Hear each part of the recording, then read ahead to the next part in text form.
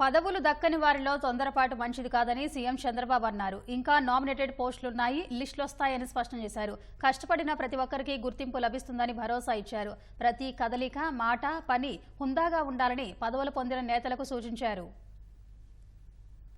Nominated పదవులు పొందిన కూటమి నేతలతో ముఖ్యమంత్రి చంద్రబాబు భేటీ అయ్యారు. నామినేటెడ్ పదవులు పొందిన వారికి శుభాకాంక్షలు తెలిపారు. వారికి పలు సూచనలు, సలహాలు ఇచ్చారు.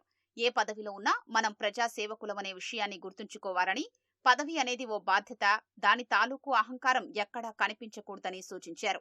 నాయకుడి ప్రతి కదలిక, మాట, పని గౌరవంగా, హుందాగా ఉండాలన్న సీఎం ప్రజలు ప్రతి అంశాన్ని గమనిస్తారనే విషయాన్ని గుర్తు చేశారు. ముందుగా చెప్పినట్లే 3 పార్టీల వారికి పదవుల్లో ప్రాధాన్యమిచ్చామని, ఎన్నికల్లో అభ్యర్థుల ఎంపికలోనూ ప్రత్యేకమైన విధానాన్ని పాటించామని తెలిపారు.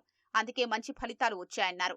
దాన్నే నామినేటెడ్ పదవుల భర్తీలోనూ అనుసరించామని, ట్రాక్ రికార్డు ఆధారంగా చిన్న స్థాయి నేతలకు కార్పొరేషన్లలో అవకాశాలు కల్పించామని వివరించారు.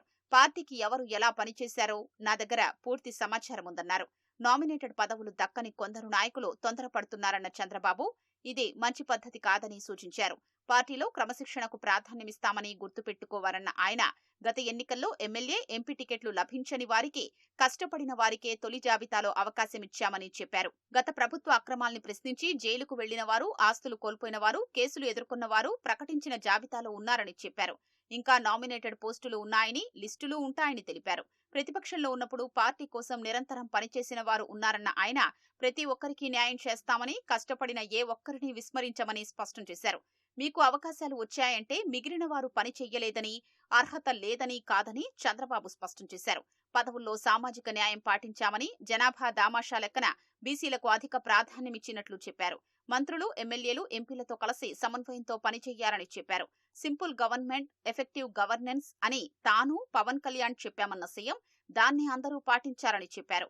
ఇచ్చిన కార్పొరేషన్ల గురించి బాగా అధ్యయనం చేసి ఏ కార్యక్రమాలు చేపట్టొచ్చో ప్రణాళికలు రూపొందించుకోవాలని ఉద్బోధించారు.